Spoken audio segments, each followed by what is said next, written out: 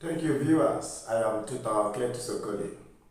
In today's math class, we shall be taking this Olympiad Maths question where we are asked to solve for the square root of 114 squared minus 64 squared minus 50 squared. Let's dive in. Watch till the end. We begin, okay? From what we can see by inspection, by close observation, you will agree with me that if I add 64 and 50, I should get 114. That is 64 plus 50 will give me 4. This and this is 11. That is 114. Therefore, it means the addition of this and this will give this.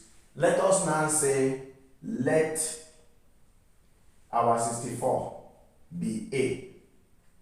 Okay? And let our 50 be B. That means my 114 can now be A plus B is equal to 114. Alright, so this is the way we shall go in order to find solution to this. Therefore, looking at it, I can now write that the square root of 114 squared minus 64 squared minus 50 squared is equal to 114 A plus B squared. Okay? Then that is for my 114. Then minus my 64 now is A squared minus my B, which is 50 squared. This implies that if I am able to expand this and move the square root to the right hand side, I will get my answer. Therefore, let's go. From here, you can agree with me that A squared plus B, or rather A plus B squared is equal to A squared plus B squared, then plus 2AB. That is what we will get. I will now put it in the position of A plus B squared. Okay? Therefore, I can now say A squared plus, A squared, yes, plus B squared, then plus 2AB represents my A plus B squared. The whole of this represents my A plus B all squared, according to what we have written here, minus my A squared, also minus my B squared. Very good. So, going by this, you can see what I am seeing, that A squared is here and minus A squared is here. Two of them can cancel out to give us 0. Also, B squared plus minus B squared, two of them also can cancel out to give us 0. Left with me here is simply equal to 2AB. Very good. Math is life.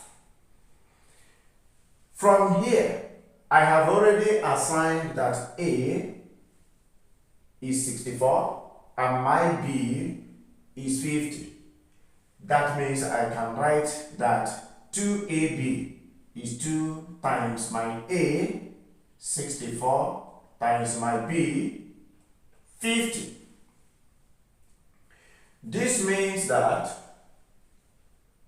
2 times 50 will give me 100, then times 64. Remember, the whole of this is equal to the left hand side. Therefore, I can write this 100 as 10 to the power of 2 multiplied by this 64 can be written as 8 to the power of 2. According to the law of indices, multiplication law of indices, if x is raised to the power 2 multiplied by y raised to the power 2, because the powers are equal, the basis also will be equal to become x, y, all to the power 2. Beautiful. Alright? So, because the powers are equal, okay, then the basis can multiply. Therefore, I can now write that my 10 to the power 2 multiplied by 8 to the power 2 can now be written as 10 times 8, 10 multiplied by 8 to the power of 2. So, moving forward, remember the whole of this is equal to the left hand side. I can now have 10 times 8 is 80 to the power of 2. But what do I have by the left?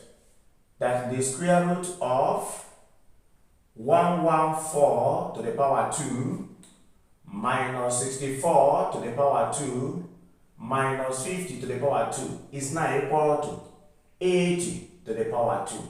I can now take square root of both sides.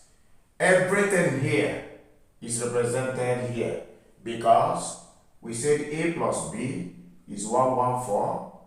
So the same a plus b is squared here to establish equality.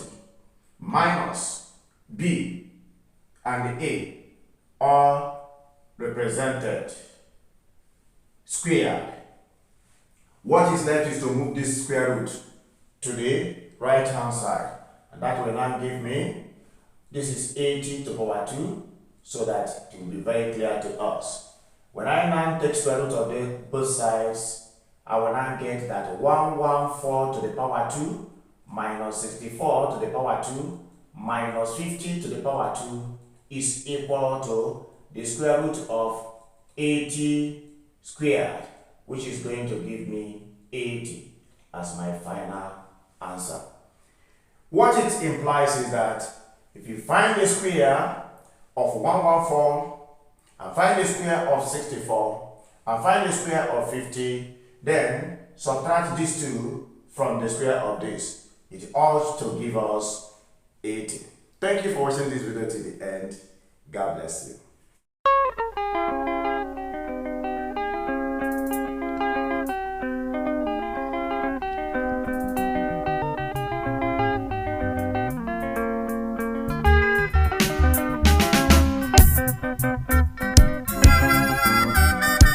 Na mbụ agwara m mmadụ